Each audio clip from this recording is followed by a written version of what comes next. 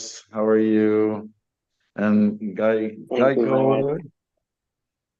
Gaur, nice to see you. Who else do we have here? We got Chaitanya Charan. Oh, that's Arjun. Arjun's driving. And Naman Haribol, all the way from Amsterdam. We got Uday, super wonderful. And we've got Pavitra. Pavitra, can you not show your beautiful form? Vasanta. Okay. Oh, there you are. Wonderful. Thank you so much. How's the heat over there in your country? It's actually raining a lot, Maharaj. So for more than half a year, we had lots of sun, so it was really dry. But now we have so much rain that everything is flooded. Wow, yeah. When I was there in January, there was a lot of sun, I remember. Yeah. Good. Okay, I guess we should then get started. Okay. And we do have Chaitanya Charan. How are you doing? Hare Krishna, Mr. King. All right. So we'll start with our pranam mantras to Prabhupada together as best as we can. And Tribhuvaneshwari too. Nice to see you. Nama Om Vishnuvadaya. Krishna Prishtaya Bhutare. Srimate Bhakti Vedanta Swamini Tanamane. Namaste Saraswate Deve. Gauravani Pracharini. Nirvishesha Shunyavadi. Paschatya Chatarine. Shri Krishna Chaitanya, Prabhu Nityananda, Shri Advaita Gadadhara, Shri Vasadi Gaura Bhakta Vrinda. Hare Krishna, Krishna Krishna, Hare Hare, Hare Rama, Rama Rama, Hare Hare. Okay. We'll turn to page 1 from Bhagavad Gita as it is. Okay. Om Jnanatimirandasya. Om Ajnanatimandasya Jnananjana Shalakaya. Chakshurunmilitrangena. Tasmai Sri Gurave Namaha. I was born in the darkest ignorance. I was born in the darkest ignorance. And my spiritual master opened my eyes. And my spiritual master opened my eyes. The torch of knowledge. With the torch of knowledge. I offer my respectful obeisances unto him. I offer my respectful obeisances unto him. Srila Prabhupada ki Jai. Prabhupada, whom we love. Okay. I'll ask our host Vaishnavi to bring us up to date on the verse and the purport, or verse and chapter rather. 1720, Maharaj. 21. 21? No, 20. 1720. Okay, good. I'll just read this. I am thinking that we might do 3 verses, 20, 21, 22, and see where that takes us. Okay. It's all on the one theme, talking about charity. All right. So I'll go for the first one. And then the translation. We have the purport. We get that could be one person. Then number 2 could do the translation, or I'm sorry, the Sanskrit for 21. Translation is number 3. Number 4 is the purport. Number 5 is the Sanskrit for 22. Number 6 is the translation. And number 7 is the purport. How does that grab you, Peruse? Yes. Does it grab you? All right. So let's do that. Let's get everybody in queue first, okay? After myself. All right. So, Uday, Arjuna, can you read? I don't know if you... Okay, so Uday, can you read? I hope you can read. and then Dhanraj ko, and then Gurudev, and then Mansi Ganga, and Dharma Prabhu, and Naman, and Pavitra. And if one of them cannot do it, Vasanta go.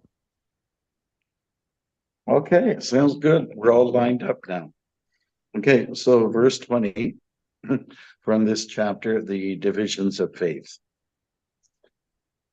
Datavyam iti yadhanam diyate nu vakarine deshe kale chapatre cha tadhanam sadvikam smritam. Here's the translation.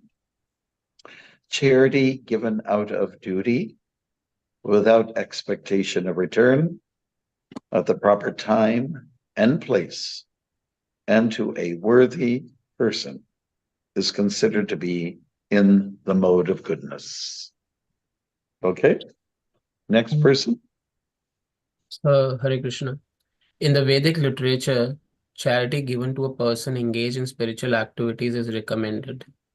There is no recommendation for giving charity indiscriminately.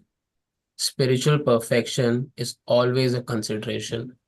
Therefore, charity is recommended to be given at a place of pilgrimage and at lunar or solar eclipses, or at the end of the month, or to a qualified Brahmana or a Vaishnava devotee, or in temples.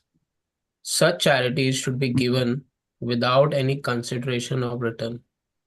Charity to the poor is sometimes given out of compassion, but if a poor man is not worth given charity to, then there is no spiritual advancement. In other words, indiscriminate charity is not recommended in the Vedic literature. Yeah, thank you. Good. And then we'll go on with the next topic, charity in the mode of passion. Okay, so whoever's in the queue, go Text for it. 21. Yattu pratyupakaratham palam udisya va punaha diyate cha pariklistham tad danam rajasam smritam. But charity performed with the expectation of some return, or with a desire for fruitive results, or in a grudging mood, is said to be charity in the mode of passion. Very good. Next. Hare Krishna Maharaj. Charity is sometimes performed for elevation to the heavenly kingdom, and sometimes with great trouble and with repentance afterwards. Why have I spent so much in this way? Charity is also sometimes given under some obligation at the request of superior. These kinds of charity are said to be given in the mode of passion. There are many charitable foundations which offer their gift to institution where sense gratification goes on. Such charities are not recommended in the Vedic scriptures. Only charity in the mode of goodness is recommended. Okay. Next.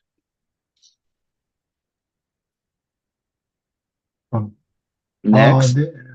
Adesha kalaya danam apatrebhyascha diyate asatkritam avajñatam tat tamasam udahritam.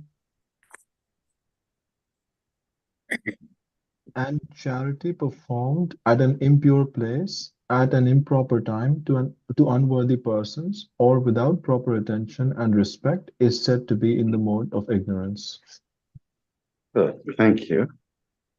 Contributions for indulgence in intoxication and gambling are not encouraged here.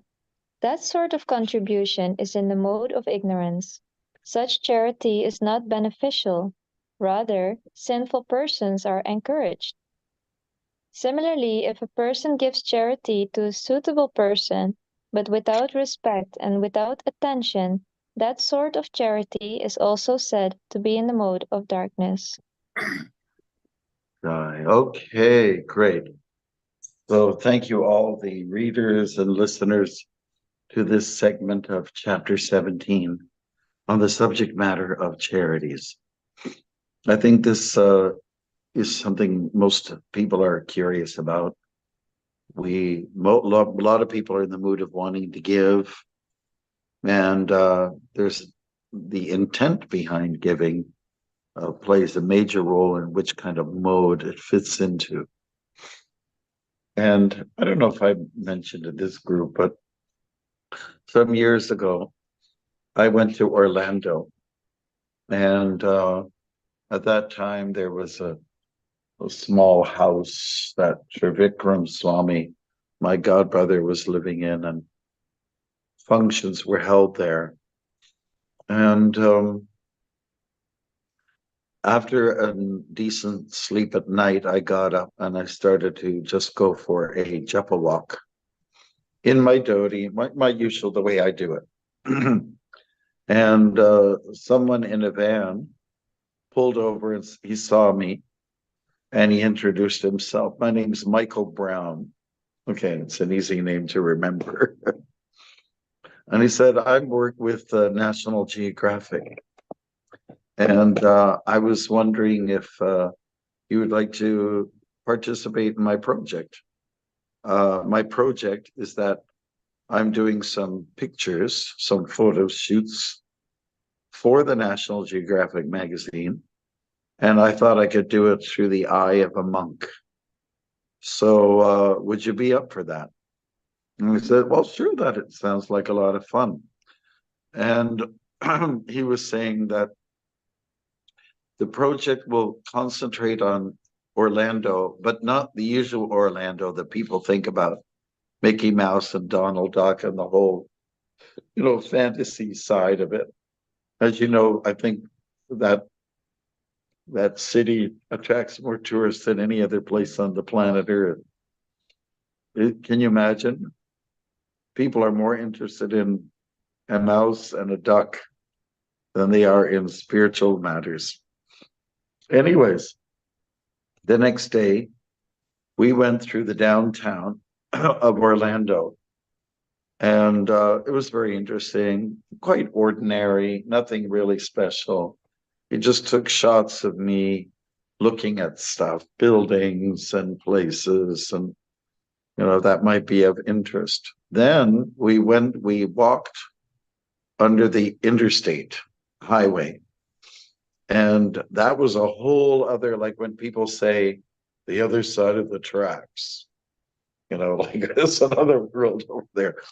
There's slums and all that kind of, I can imagine in these days with homeless people, what it might look like, because that's a phenomena in a lot of the developing countries now, the homelessness and tent cities and all that stuff. So we were kind of shocked, and I was a little surprised that Michael, the young guy, with this very expensive camera, would be going into that neighborhood. All it takes is for one big guy to knock him over and just run away with all this fancy stuff worth thousands of dollars that National Geographic uses. So anyways, it was very interesting. There was this one fellow, he was limping and he was looking very disheveled. And he said, by the way, I was wondering if you could spare some coins, And then Michael, from a good place in his heart, he said, no, I'm not going to give you any money. I'm not going to do that because I'm not sure exactly what your intentions are, but I'll give you what you want, like he was implying something essential. Let me know what it is you want and I'll buy it for you. And the guy just, he was shocked. He's, and then Michael had to repeat himself, just let me know what you want and I'll buy it I'll get it for you, And the guy just did like, he was walking, but he did like a U-turn and he was dazed and, I never had anybody talk to me like that before. So I would just say from Michael's point of view, he had a very good intent. He was there to help someone. And that it was just interesting interaction with someone who didn't look like they were good at decision making. I'm talking about the guy who gets the money, the recipient of any, let's say, charitable donation. So anyways, I'm just opening up with an fun story that I won't forget. And we're looking at charity in the three modes of nature. There are a lot of causes that are out there. One particular aspect of charity and generosity that we hear about often is like these big operations where you give to some fund. It might be to sponsor a child, get them through school. They can be fed for, so many days, just give this commitment. And so it seems quite honorable, but then the whole setup is done in such a way that a small percentage goes to the recipient, and that with all the sort of red tape and all the people who are in the queue doing the administrative work, they get a good chunk out of it as well. So when we hear stories like that, it's also kind of sad. So I remember we were walking for Oxfam. I guess that's when my marathon walks began. I walked for Oxfam in southwestern Ontario as a kid with my brothers and sisters, and oh boy, were our feet ever worn out at the end. We weren't trained up, And I'm not taking stabs at Oxfam, but I'm just giving an example of a big operation that brings wheels in a lot of money, money for charity. So I think we should just be looking at these things. And people who are here with us today are the soft kind of people. We like to help others. We like to reach out, to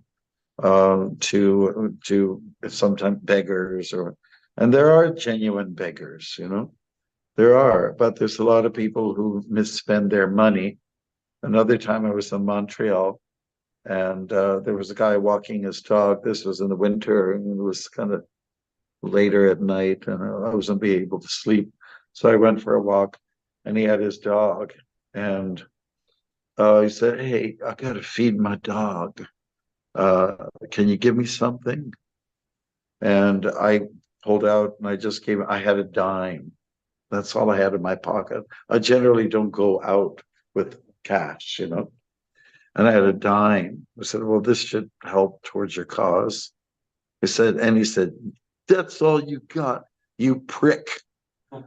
So I just got, his attitude was so unappealing, so far removed from being humble, that I said, "Well, I could have come back nastily and, tell him a few things. I could swear at him, but I didn't want to go that route.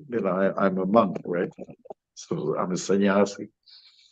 Yeah, so you get all kinds of people, and you have to question people's motives a lot of times. So charity in the mode of goodness, I think that comes very clear for most of us, right?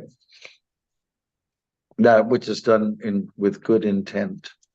And the first verse, done at the right time, place, circumstance, and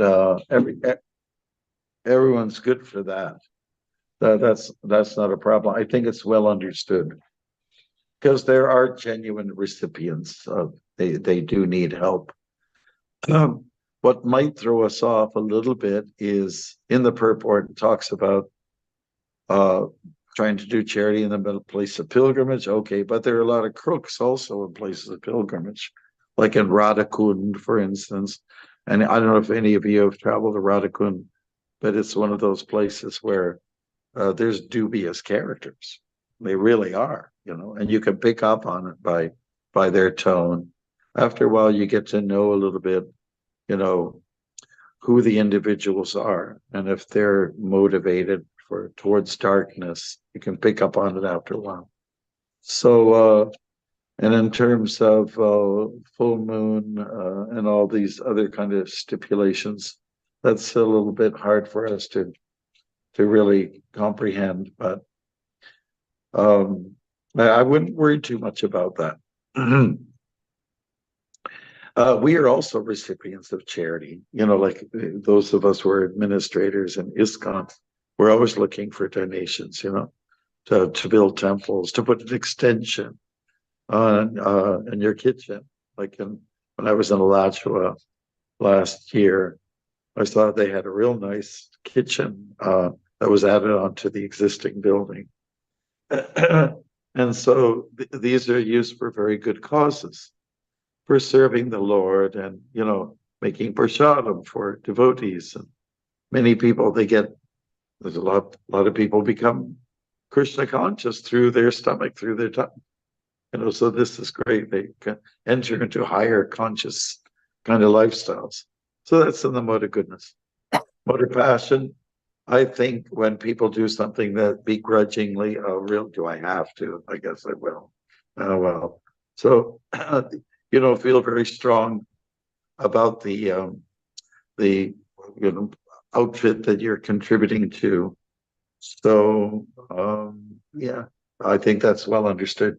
Charity in the mode of passion, and then in the mode of ignorance, done at an improper time, the wrong person, you know, cheaters, receiving, and it's really unfortunate we have those things.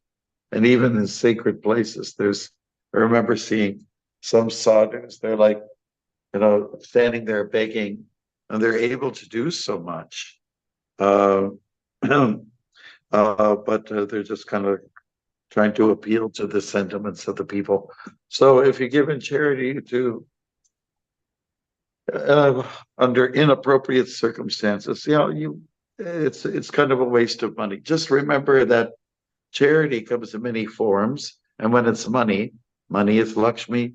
Lakshmi's a goddess. She's the goddess of fortune. She is the mate or the consort of Lord Ram or Vishnu, and you know, don't throw her around. Don't like she's some rag. You know, be very conscious of what you're doing with your funds. And there's other forms of charity too. People donating cars, houses. We had one family that came. They gave us their car. Maharaj, we are giving you our car. Okay, great, let's have a look at it. And it was just like a putt-putt. It was just like, it wasn't working very well. So it was occupying our space. And I said, I don't think we can accept this as our charity. People bring bags of clothes to our temple as if we're real beggars. And they're usually saris that their grandmother wore with flower and paisley, you know, imprints on it, and not even made of cotton or silk, but some superficial, you know, synthetic cloth. And you just want to say thank you, you know, but we really don't want. And we just have to refuse it. No, I'm sorry, we can't take this. We've got enough clothes. You don't want to hurt their feelings. Okay, so those are experiences when you're within ISKCON, or like part of a charity. Like we're a not-for-profit organization, right? So people do give us stuff. Some of it's useful, some of it is not. Okay, you know, for some people we're considered, oh, you want to reject something, send us to the Hare Krishnas, those poor people, they probably don't even have shoes. All right, so I just thought to open up a little bit. Prabhu, go ahead. Maybe some of you want to talk about your experiences. I think it's fun because we are talking about interacting with people, right? And everyone gets approached. At the street light, at the ramp, you know. Squeegee kids, I think that's what they used to call them. Are they still around? I don't. Okay, so Bruce, go ahead. Anybody put up your hand, tell us your wonderful experiences. And maybe you could tell us what mode that charitable exchange was. Dhanraj, you look like the kind of guy that probably was approached. Hey, you look like a nice guy. Can you? I just need a few coins. Yeah, thank you. So I think, Prabhu, Maharaj, my experience with charity once that I remember very vividly was recently when I was in India, and my mom and me were at a store and we were buying some snacks, and there was a lady that stood up right behind us and said, "Can you buy me something? I need something." So we said, "Sure, what do you want?" And she just said some samosas and some snacks. And my mom just said, "Yeah, we can get her something. She looks like she needs it." And because you're right, we sometimes think of all these injunctions. It has to be an auspicious time and auspicious place. But sometimes, like you said, there are also very genuine people that actually need it, who are hungry or who've been robbed or who are genuinely poor or disabled or whatever. So we bought her that, and instantly it gave us a lot of satisfaction. So sometimes just doing good gives you a lot of satisfaction. So I think that was a good experience, humbling as well. At the same time, we were very lucky because I think that's one of the good fortunes of living in India, because you can do so much of seva there all the time. So we were very lucky to do that. Anyways, thank you. You brought up a good point that, in giving, you have a good feeling.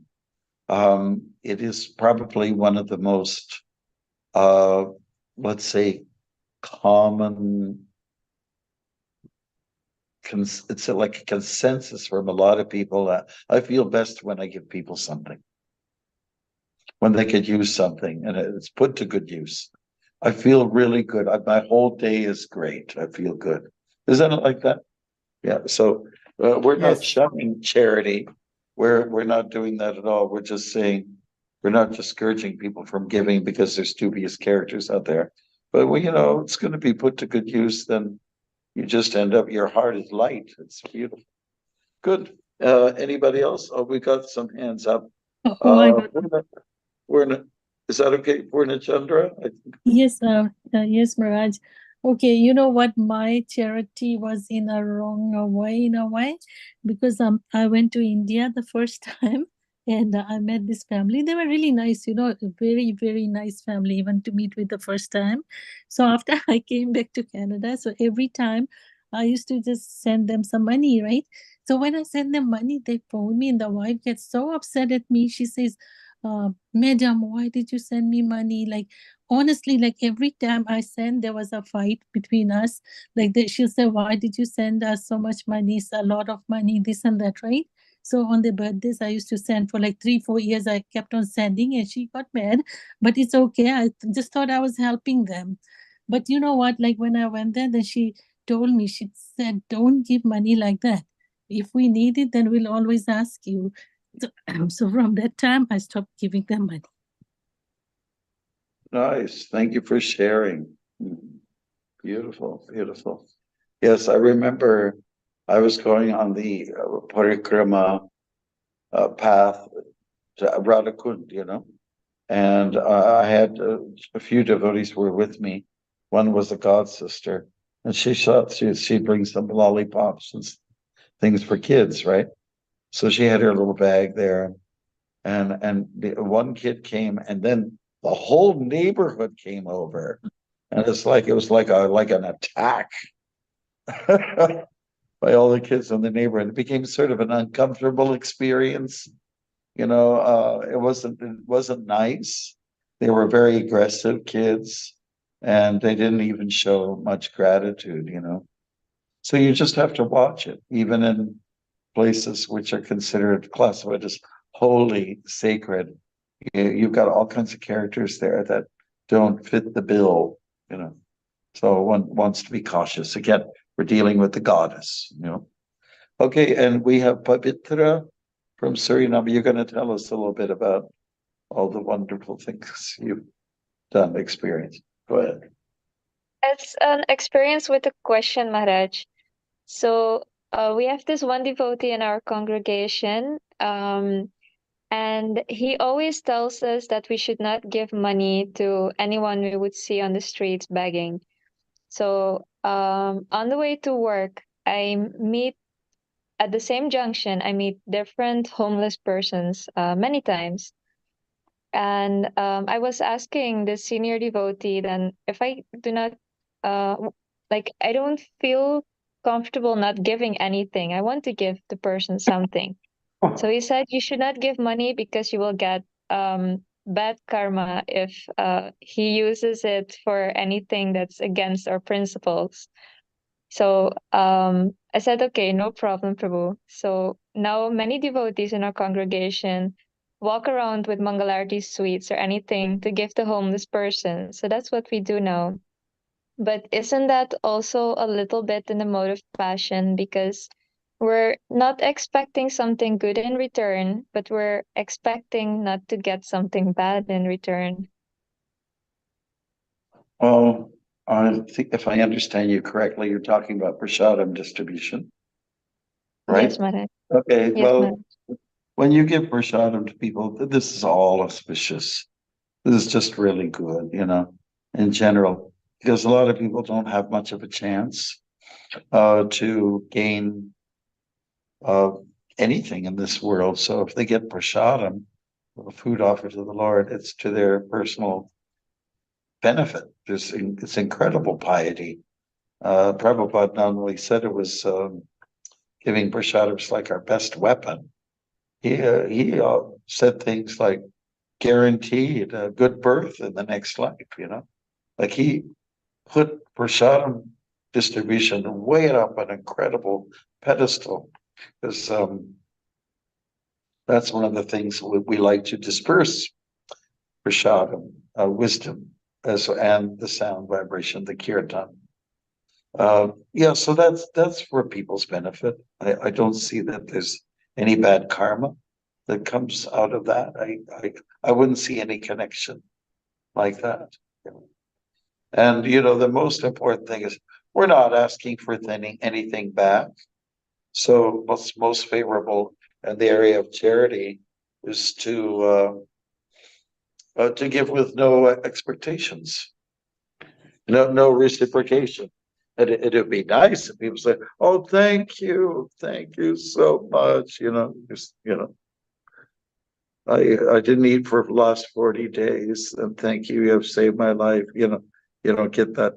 You do get gratitude from people, sometimes not.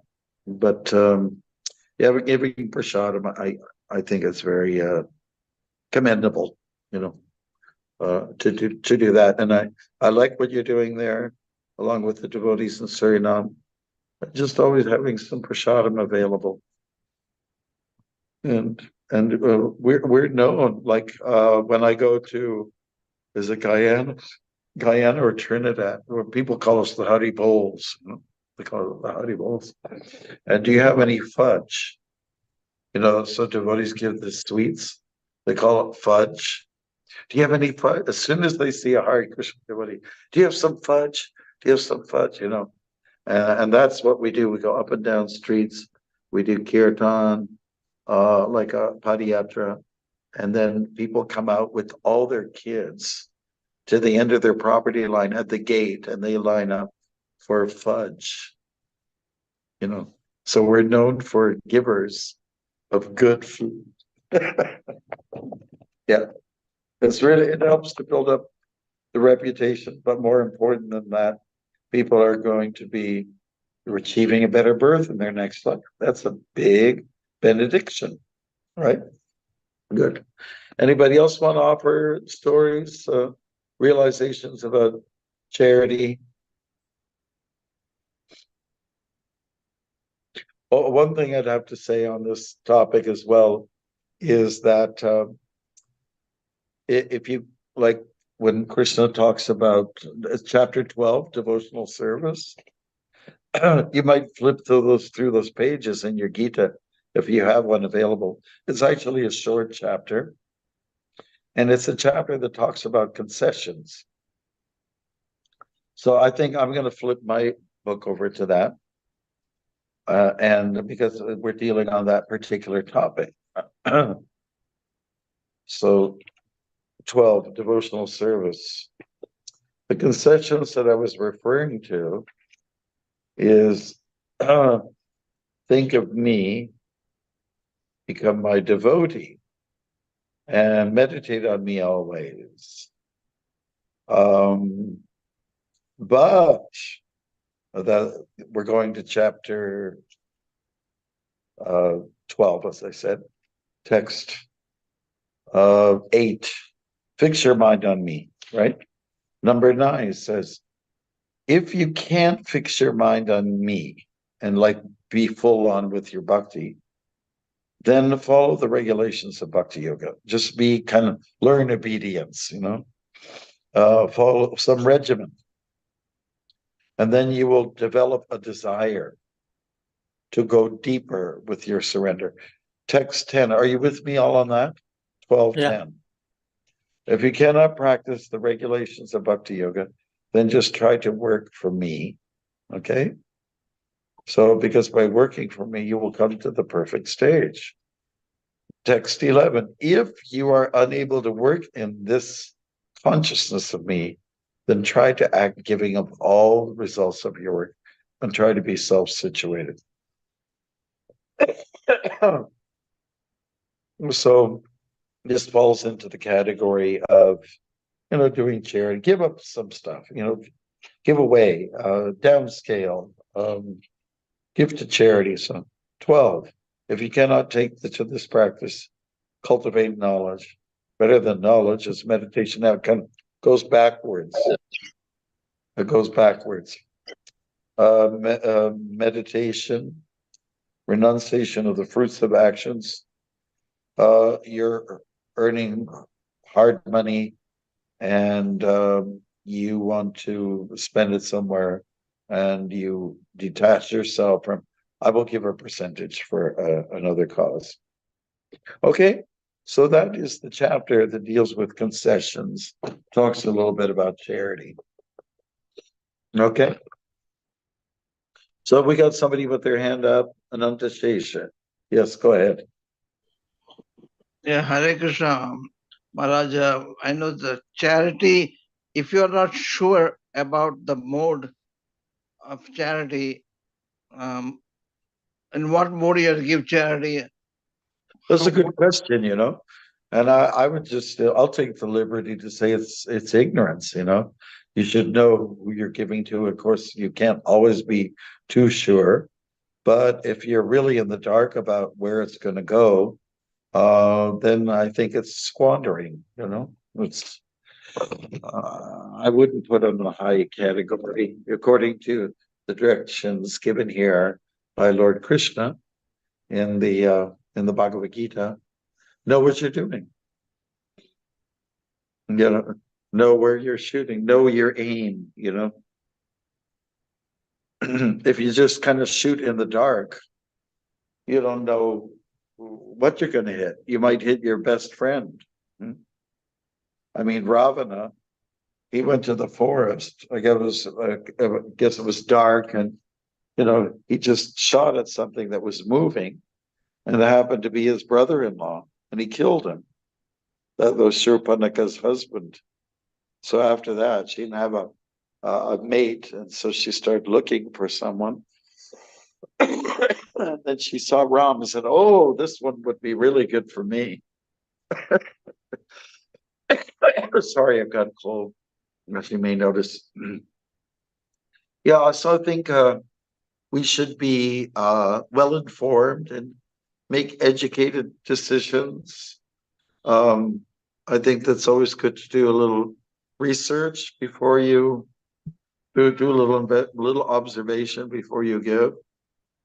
And I think that's always the best course. Usually when we talk about doing things in the mode of goodness, there should be wisdom behind it, education, to be well informed. And anything outside of that will definitely be whimsical or will be just clearly in the mode of ignorance. Okay, good question though. Do we have some other, there were some other hands popping up here and there. And I know it wasn't like they're in kirtan. Naman has his hand, sir. Who's that? Naman. Naman, go ahead. Go ahead. Hare Krishna Maharaj. Yeah, so I just had one because you read the verse number 11 here where Krishna talks about giving up the fruits of your action. And I was reminded of a person in ISKCON Amsterdam who donated all the money that she had and she had quite a lot of money when she was young. She donated everything for the construction of the temple altar in Radhadesh. And she's a big inspiration for everyone here, and she's still very active in devotional life. So, yeah, that was something that I was reminded of. Oh, good. Well, thank you for sharing good stories, where somebody came out feeling good, I assume, about what they gave. And, that person was even congratulated, and it did a lot of inspiration. It's true when you look at people, that have had a good experience in donating, then and they like the result, then it does to encourage other people, and it does a lot of inspiring. So that's good. That's great. It touches people's hearts. Wow, look at, they gave so much. And what am I doing? They always make you feel a little guilty in the beginning. But that's what it takes to move people devotionally. Somebody comes through and they really shine, and they said they get encouraged. I'm going to do something too. And in the art of fundraising for a cause, people are really good at it. They hype everyone up, and they play off of each other, like in a community. One person says, "I'll donate 10,000," and then Mr. Patel is doing 10,000. Well, I'll donate 15,000, and Dave Jones, so I'll donate 20,000. So it kind of goes like that. They play off each other, and it's a fun thing. It gets everyone excited, and especially the cost for building a temple or doing some major repairs. The roof is falling apart, and or even just the notion of sponsoring a Sunday feast, on behalf of my son who turned 5, and it's his birthday, and those are like really good pious deeds, good feeling kind of experiences. Yeah. So we encourage that. Devotees are supposed to be giving people after all, right? Okay. So Dhanraj, you've got your hand up. Yes, Maharaj, I wanted to ask continuation with what Pavitra was asking you earlier. You spoke about the prasadam part, but I didn't understand the part that she asked when she asked you, when you want to give something, but your companions or associates say don't do it because that cause is not like the person could be a drug addict or could be an alcoholic, or we don't know if he or she is going to be using it in the right way. So, like she was asking, does that mean we are also selfishly donating it in a way that we want good karma? So, because you spoke of the prasadam part, right? But the other part that she was asking, I didn't get that part. So how does that, because then doesn't that become selfish in a way that we are only giving with the intent that, okay, I'm now in Vrindavan and I see these people in the temple, or I'm putting it into the donation box in the temple. So that's a good thing. But, so isn't that in a way selfish also? Selfish in what regard? That I'm doing it only to get good karma. Oh, to get or to get recognized or something like that. Yes. Well, it's true. It might not be from the deepest part of the heart, but it is a good cause, so one gets some benefit. If you're looking for a little attention, okay, call it passion, okay, but at least you're giving, and you are giving, and that is something to be considered as very pious deeds. Yeah. Oftentimes we in our fundraising in the movement, and all institutions do that practically, you give a little recognition to the donors. It's like saying, expressing gratitude. Thank you very much, for parting with something that's dear to you. So I would say, don't expect to, I think Anandashesh put something out there, don't expect there to be a lot of pure devotees out there, 100% immersed in bhakti, selfless, and so on like that. Don't expect most people don't want to go anonymous when it comes to donations. It's kind of rare. So I don't think we should knock anybody down. What can I say? If you're doing something in mode of ignorance, try to get everything to the mode of passion. If you're in passion with your actions, try to get to goodness. And if you're doing things in goodness, try to get into pure goodness, which is transcendence. Whatever platform you are at, try to improve it. But even if you give some Lakshmi and you end up, as a donor, it ends up, you find out it wasn't going in the right direction. You found it was misspent and so on like that. At least you played the role. The moment when you gave, you detached yourself from what you considered was yours. So these are simple acts of entering into vairagya and detachment from the world, renunciation, and renunciation is a good thing. Thank you, Maharaj. It gets a little complex, but all right. Anybody else have any other thoughts on this subject matter at all? Because it's a good one. It really is a good one. Charity. That's always been a big part of ISKCON activities. ISKCON has a lot to give, right? We have education, we have, found in our books, our literatures. We have a lot to offer there. A lot of communities, they grow on the power of education, whether it's Sunday school or something like that, right?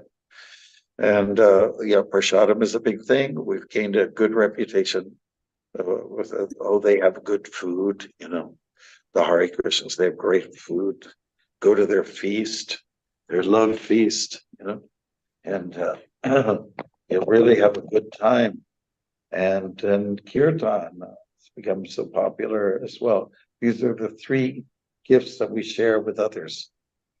Another, area that we might consider to be like givers, and it's in the realm of just how you act, act well, act responsibly, act in a mature way, and people will copy. They'll get inspired. So your actions do weigh heavy on people. They have strong bearings on people. There are expectations that people who follow a form of yoga or a form of spirituality, that there should be like good behavior. All right. Okay, we've still got a little time. We've got 10 minutes left. Anybody else has any considerations on this particular topic? I would like to say something, Maharaj. Should we let our host say something? I'm just being a little light and joking. I guess nobody gave a response, so I guess go ahead. Okay, thank you. So somebody was asking about what kind of charity we are giving, and if we don't know whether it is in the mode of goodness, passion, or ignorance. That is where, for us, we were in that, we knew that we were giving some kind of charity to a friend of ours who lost the job, but they ate meat, and therefore we consulted with our guru, and that happened to be that family became devotees many years later. So just with that, with the blessings of the guru, even if it is in the mode of ignorance, that we don't know. We actually saw that, but we don't know how these things. Maybe it is going to take longer for some other people, but it transforms into transcendence once we do that. Well, you give an example, somebody lost their job, right? That is a very real hard fact of contemporary life. So if you're helping someone, and regardless of what their diet, I don't think we have to, dismiss people just because they're meat eaters. As devotees, we can still say these people are genuinely in trouble. They're genuinely in need, and I want to help them. And I know that in the future, I will probably need help too. And I believe that the Supreme Personality of God will reciprocate with me if that time comes. So that might also come across as a little bit selfishly motivated, but again, we have to be a bit humanitarian.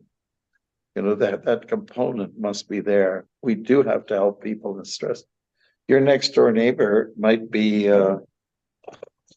addicted to something like drinking or something like that, but they might go to work and they're trying to support their family. They got kids, and if you can help them a little bit somehow, why not? You got just to give an example, northern example.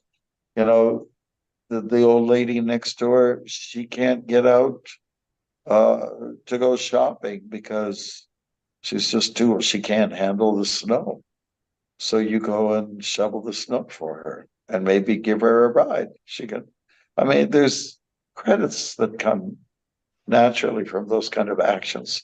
For those of you who live in Florida, well, if there's an alligator just outside the door, and the same lady, that same age, maybe you can call some firm that takes care of alligators, or you could just shoo them away yourself and just help her out. Just be a helping hand. I think it's when we're talking about showing good behavior, these are the areas that people look at us. Okay, are you just into promoting your religion and you don't care about people? No, we have to start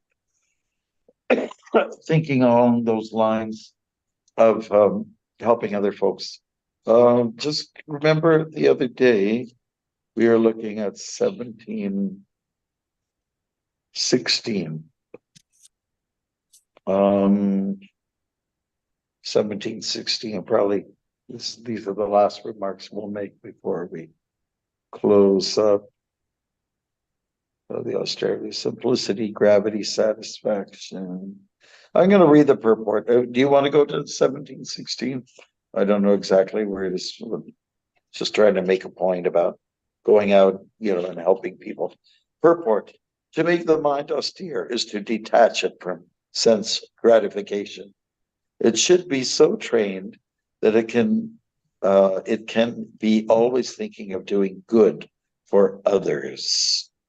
I guess that's the main point. It's right there at the top. Thinking of doing good for others. That is how to help make the mind austere. Cut it off from sense gratification and perform acts of charity for others to put them in a better, more comfortable situation. Does that make sense?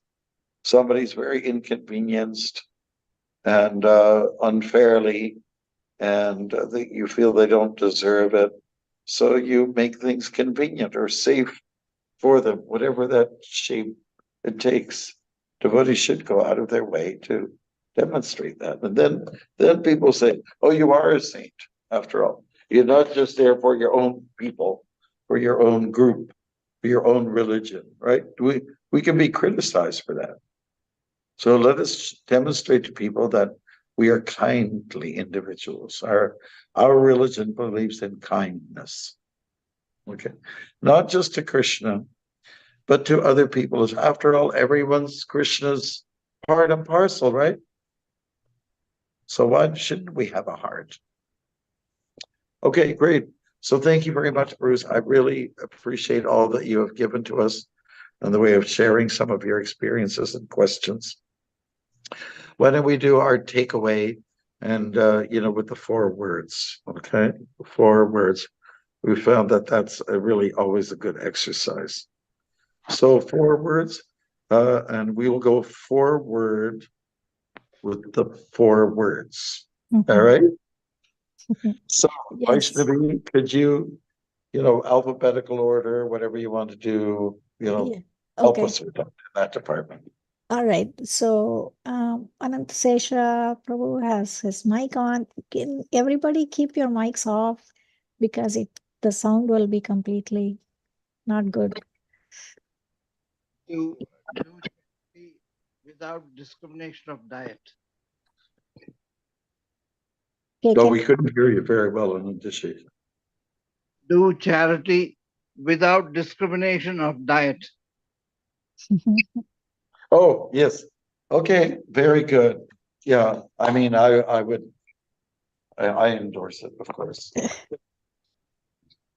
Okay. Arjuna, are you able to say something, or Chaitanya Charan? Yes, charity in the mode of goodness. Okay, perform charity, mode of goodness. Fantastic. Bravo. Chaitanya Charan. Don't waste Lakshmi. Don't waste Lakshmi. Yes. Yeah, don't squander Lakshmi. Don't mistreat it. That's right. Dhanraj? Charity in Krishna consciousness. Charity and Krishna consciousness. All right. Guy Gaurav Prabhu? Hare Krishna Maharaj, everything Krishna. I'm sorry, what did you say? Everything Krishna. Everything is Krishna. Okay, all right. Gurudev? Be kind but careful. Be kind, be careful. Good. I like it. Mansi Ganga, go. And your husband also. Prasadam distribution gives good feeling. Okay. Prashadam gives good feeling. 5 words. Pretty good though. Yeah, nice. Thinking of good for others. Think good for others, right? Others, Bravo. Nice. Think and do. Yeah. Yeah. Naman? Give to feel good. Give to feel good. What was the first 2 words? Sorry. I said, Maharaj, give to feel good. Give to feel good. Okay. 4 words. You stayed within the limits. Wow. Pavitra? Give to awaken Krishna consciousness.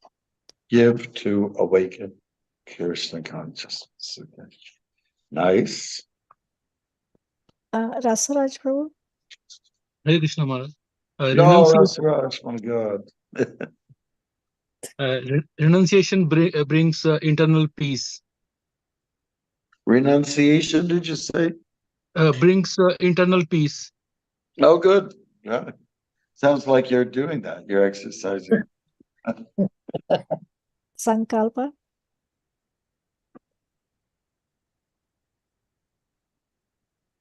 Vasanta? Hare Krishna Maharaj. Give to the deserving. Give to the deserving. 4 words. Yes. Purna Chandra? Charity involves research, knowledge, observation, and wisdom. Okay. Good message for sure. Uday? Believing in giving. Living means In giving. giving. In giving. Yeah, very, very nice. Very nice. So, yeah, I think we exhausted everyone. Oh, you made everyone tired. Okay, great. Anyways, I've got this is backwards for you, but this is the first draft of the book on nice. poems. It's not skinny, but I mean, we've got quite a few poems in here, and it'll be available. Just keep your eyes open, I guess. Yeah. Yeah. All right. Good. I'm looking forward to being with all of you next week. It should not be a problem. I'm probably going to be Next week I'm gonna be Minnesota, and then I'll be back into Canada for a bit. Yeah, I think it should work out okay. All right. Thank you so much. And please accept my humble obeisances. Please accept Please accept my humble obeisance.